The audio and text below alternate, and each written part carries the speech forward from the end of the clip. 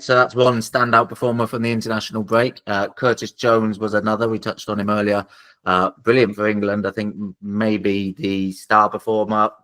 England had a couple of candidates for that sort of accolade over their 2 games, but he was, when you factor in it was his debut in the first game as well, I think he came out as well as anyone from that international break. The goal he scored was superb, nice flair goal. You know, there isn't really a typical Curtis Jones goal because he doesn't score enough of them, and a back heel certainly isn't a typical anyone goal, but it's the type of goal you could see him scoring. He's a flair player, isn't he? He loves those types of things.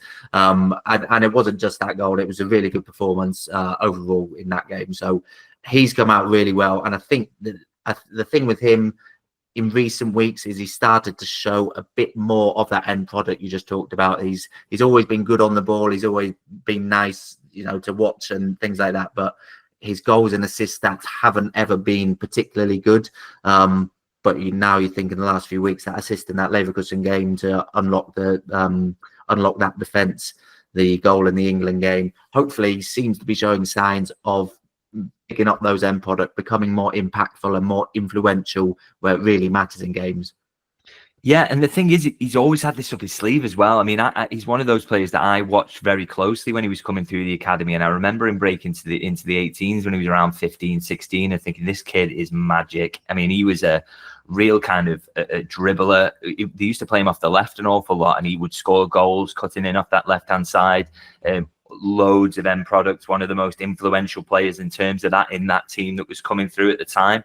And then he got into the first team, and I think the one thing Jurgen Klopp wanted to do with him was kind of turn him into a little bit of a Gini Wijnaldum type, really, which was to make sure, you know, not to cut the flair out of his game completely, but to give him the basics, which was ball retention, do not give the ball away, be able to win your battles in there, and really turn him into a rounded midfielder. And I think all that stood him in really good stead, by the way. I mean, his passing accuracy is regularly, no matter whether it's England or Liverpool, is near 95% consistently. I mean, it's ridiculous, really. Very few players are capable of doing that when they get impressed and pressured in the Premier League. He's so good at keeping the ball. And his duel percentage is, you know, winning duels, he's always very high up on that as well. So all those skills that Jurgen has given him, he's taken on board and really added those to his game. But now what we're seeing is just adding that next bit as well, which is bringing all the skills he had as a youngster and the skills he's always had in his locker, with that ability to set goals up and score goals. He's definitely always had that, but now he's getting the chance to unleash it. And he spoke about Arne Slot's football kind of suiting him better, didn't he, over pre-season? And I think we're just seeing evidence of that as well now, is that he doesn't have to be kind of Gini Wijnaldum in this system. He can, you know, be a little bit more Curtis Jones, really, and show off that flair and that ability. So, you know, he's still always going to be safe in the ball, that he's always going to look after it, and he's still always going to win his battles. But if he adds in that extra bit now, that extra bit of magic that he's always had, then you're talking about a complete central midfielder, aren't you? Which is what he's always promised to come. And I'm so glad to see him doing that, because, as I say, watched him develop for a long time and kind of thought, you know, when he turned into a certain type of midfielder, when he got into the first team, kind of wondered, is he ever going to be able to consistently nail down a starting spot? But I think if he adds this back in, he's got everything to kind of keep him in the team consistently, and it'd be very, very difficult for Arne Slot to leave him out, which is, you know, it's great to see a local lad doing that. And I'd say he's just a really, really good footballer, and we're seeing more and more from him now, which is extremely exciting. Yeah, I think for me, I don't know if you agree with this, but one of the frustrations, maybe a bit of a harsh word, but one of those sort of frustrations as a fan watching him in recent seasons is holding on to the ball a little bit too long, not making that pass. And I know Arne Slot came out publicly and said it, fewer touches on the ball is what we're trying to do with Curtis Jones, and that seems to have helped. There's not so much emphasis on, you know, he's still able to showcase his flair, but not flair for the sake of flair, which maybe he used to do a little bit too much. And under Arne Slot, he seems to have become a bit more efficient with the ball as well.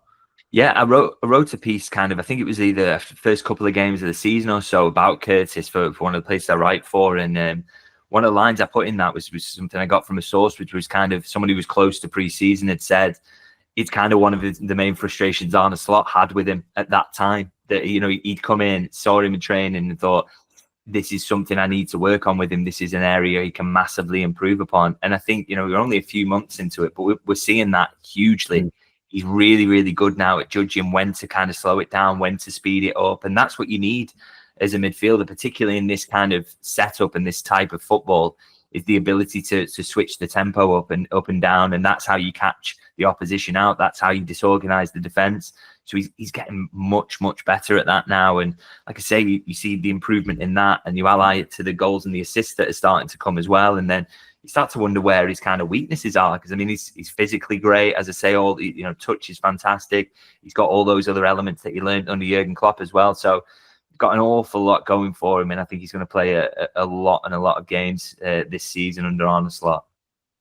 And what type of midfielder do you sort of envision him ending up as? And I'm going to throw some obviously big names out here in a second, the best of the sort of best in these categories. And I'm not suggesting Jones will reach quite these levels, but you had the types of midfielders like a Frank Lampard, who was very impactful and got all the stats to back it up. You had a Gerrard who didn't quite match the stats in terms of goals, certainly, but was hugely influential on games, could grab the game by the scruff of the neck, big tackles, great goals, important goals at important times.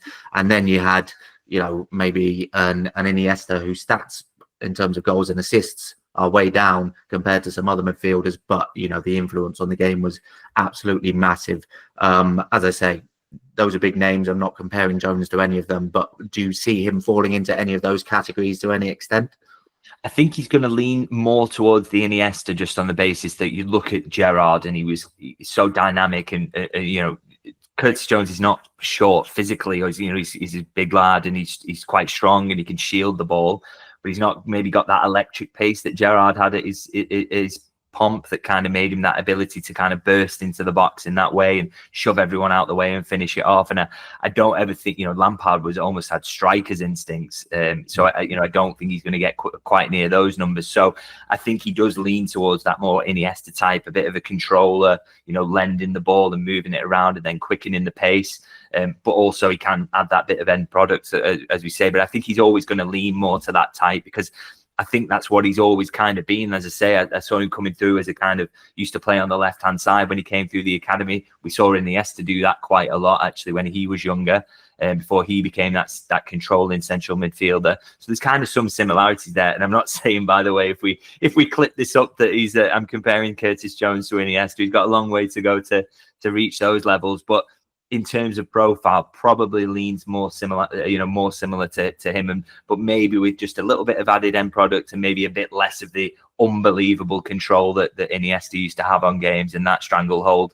He's going to be very much his own man, but a kind of nice balance in between there, I guess, of those two profiles of midfielder, in that he can have the goals, but he can control, and that makes him versatile positioning wise as well, because I think he can play in that 10 or an 8, or he can be one of the deeper midfielders as well. We've seen him in both so far this season for Liverpool, so all really helpful for Arne Slot, I think.